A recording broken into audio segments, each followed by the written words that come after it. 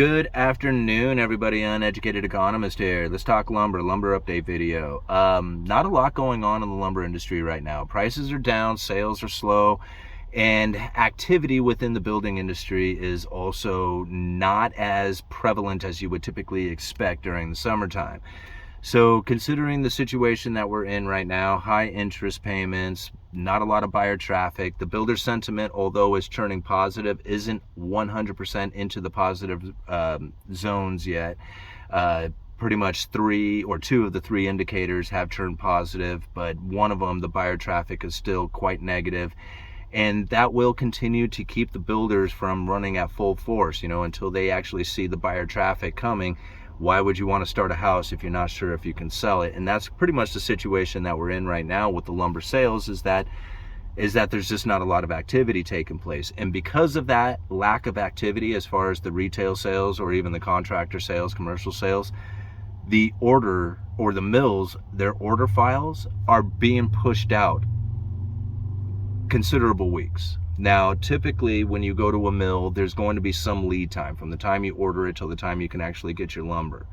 Now, usually that's going to be like prompt, like right away, to maybe a week, week and a half, 2 weeks, right? That would be a typical range for most mills. And again, this depends on what mill you're, dealing with, or, it depends on what region you're in. There's a lot of factors that go into this, and not all mills operate exactly the same or on the same price. So when you're thinking about lumber futures, when you're tracking the lumber future price, you are actually looking at lumber that is being delivered from the western part of the United States to Chicago. That has rail car or shipping involved with it, the rail shipping. There's the price that you see today is not necessarily reflective of what we had experienced over the previous years. They just switched this around a couple of months ago on the way they figure out the futures. So really, when you think about what it is that a mill is selling their lumber for, that's the print or cash price, right? The price that you can go to that mill and pick up that lumber for. Now, when you think about it on a general kind of industry, like the whole industry together, what we're finding is that in the OSB market, that most mills are remaining off the market, right? You can't even find OSB. If you're not familiar with OSB, it's the oriented strand board. It's the cheaper version of plywood. So if you're building a house, you got the skeleton, that's all the 2x4s, 2x6s, and then the skin that goes on the outside, that's the sheathing. That's typically going to be OSB, oriented strand board, or a plywood, which is laminates that have been glued together to form the sheet. But OSB being the cheaper version, that's the one that most people are trying to go for when it comes to new construction. Here in the Pacific Northwest, it's a little bit more water sensitive, so we have a tendency to stick to plywood as opposed to OSB. But OSB is definitely a product that is very popular here in the Pacific Northwest. And at my yard, we have not even stocked but maybe one unit in the last 2 or 3 years. It is very difficult to source out, and the price of it is so extreme. Considering the price that we pay for plywood, we might as well just stock the plywood, or just only carry the plywood, because really the OSB is just not that competitive. Now, that's one of the things that we're finding out there. Let me see, moving on to fir plywood, continues to show consistency with prices and order files, with producers able to keep 2 weeks of order files. This enables them to continue raising prices. So as long as that order file is out 2 weeks or more, that's pushing the limits as far as the availability. Typically it'd be shorter than that. After you get out 2 weeks, the prices start to move up, right? The lack of availability, prices start to move. Even though we're not really got a lot of business going on, because of the inventories being so tight, it's pushing that lead time out a little ways. So that was for the fir plywood. Southern yellow pine prices continue to rise with 1 to 2 weeks out for most mills. So again, they're seeing dealers looking for alternatives to OSB. They're trying to find it in that southern yellow pine, but even that is pushing out to 2 weeks. So the plywood situation is getting very tight, right? Even though the building isn't really that prevalent yet, the inventory levels are very tight in that situation. Okay. Western SPF, that stands for spruce, pine, fir. Sales in Western spruce were steady this week, even as mills pushed prices slightly higher and order files approached August. Right, so now here we are, we're towards the end of July, so we're almost done. This email actually came out last week. So really, August is, again, it's about a 2-week order file on that, and you normally want to see a shorter than the 2-week lead time. One of the other things brought up here for the issues, the unrelenting fire season is a reason for concern for all of us connected to the forestry industry. Right? For some perspective of these fires, almost 3 million acres have burned so far this year. The 10-year average is 188,000 acres. So I'm not sure if that's 188,000 acres a year or over the course of 10 years, but it seems like that's not a whole lot considering that we got 3 million acres that have burned. So holy moly. Out of the 392 fires, 230 of them are classified as out of control. Wow. A lot of people ask me, what is that going to do for the lumber industry? Is that going to cause prices to move up? And typically, yes, in the idea that people are going to be very concerned about whether or not they can source out their lumber. I mean, if it's on fire, then obviously you're not going to be able to source it out. But what ends up happening a lot of times with these forest fires is that during the time of the fire, yes, it's quite intense and it burns up a bunch of the trees. But what happens after that is they move into what they refer to as salvage mode. There's a lot of these trees that have just been charred on the outside, but the inside of the tree is still good. Like you can still mill that up for lumber. And so they go into what they call salvage mode, and they just start harvesting a bunch of this,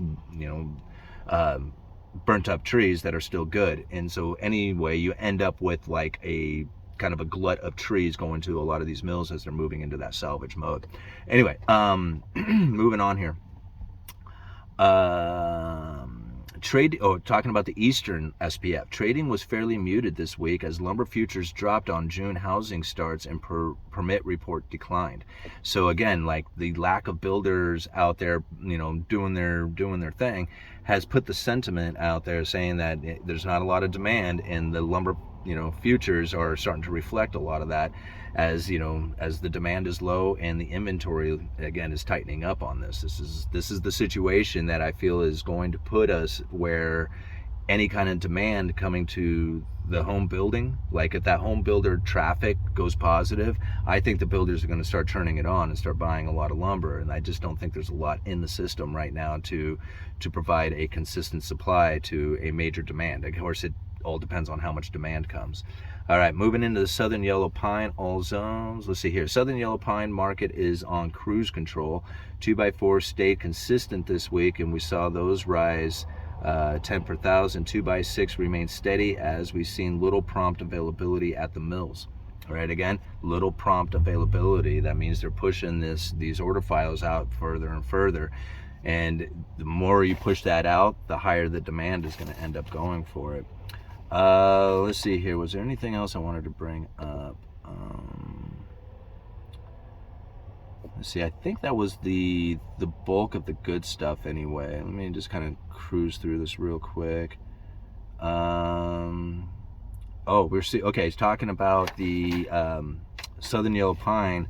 Again, some of the longer lengths and some of the wides are, so like the wider boards, you get into 2x10, 2x12, and then the very long ones, things that are over 20 foot long, those are also starting to become less available. Let's see here. We're seeing average lead times moving out to 3 to 4 weeks, depending on the mix. So yeah, that's it looks to me, again, this is one of the issues when you have sales slowing down as much as they are. Then what you end up having is a slowdown in manufacturing, and that's really what we're experiencing right now. It's not like these mills have shut down completely, but we've been talking about mill curtailments over the last 6 months, almost a year now, and it's really starting to show itself. Here we are in the summertime. This is where you typically get that pop in building, and they're pulling the order files out to 2 weeks. This is leading up. This is a sign of tightening going on right now. Let's see here. To hold flat, leveling off. Mills saw better takeaway on 2x4s. Let's see here. Lead times remain out to early August. This is talking Western's dry dimension. Let me see here. Pretty much, I think that's the bulk of it. stepping back over the next couple of weeks, thus furthering available issues while continuing to push lead times outwards. Yeah, everything just seems like what it says here is that over the next couple of weeks, thus furthering, talking about buyers coming into the market for the next couple of weeks, further pushing the availability issues while continuing to push lead times outwards. You know, as far as the feeling that I'm getting from a lot of this stuff that's taken place out here and the industry itself is that I am finding everybody is pretty much in the same kind of feeling that things are very tight as far as the inventory levels, but there's not a lot of people like calling, right? There's not a lot of phone calls. There's not a lot of people coming in demanding a lot of lumber. Now, something that I have found personally from being in the retail side of things, although I don't have a lot of like contractor service taking place, I mean, there is some. I mean, it's summertime, so it's happening. You know, there's houses being built right now. But really what I'm seeing is a lot more of the retail customer, the weekend, like what we refer to as the weekend warrior, those who have maybe a different type of job, not in construction, but are doing weekend work. Maybe it's their side job, maybe they're, you know, doing something for themselves, but they're doing fairly decent sized projects. A lot of deck packages are starting to move, a lot of window replacements are starting to happen. This is something that I hadn't seen a lot over the last few years, but this summer seems to be a little bit more prevalent. There was a lot of it taking place right as the pandemic kicked in and the stimulus checks went out. I saw a lot of retail happening then, but this year, as opposed to the previous year, seems to be a little bit more retail sided than necessarily like on the builders, you know, end of things. All right, Uneducated Economist, you let me know.